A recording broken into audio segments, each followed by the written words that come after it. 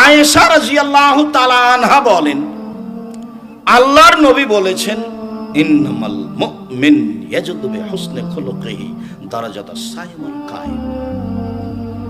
সদাচরণ দিয়ে মানুষ দুই ধরনের নেকি অর্জন করতে পারে। এক, তাহাজ্জুদ পড়ে যত নেকি হয়, ভালো আচরণে তত নেকি হয়। দুই, নিয়মিত রোজা সিয়াম থেকে যত নেকি হয়, ভালো আচরণে তত নেকি হয়। আয়েশা রাদিয়াল্লাহু তাআলা আনহা বলেন, আল্লাহর নবী বলেছেন, দুইটা আমলে যত নেকি হয়, ভালো আচরণে তত নেকি হয়।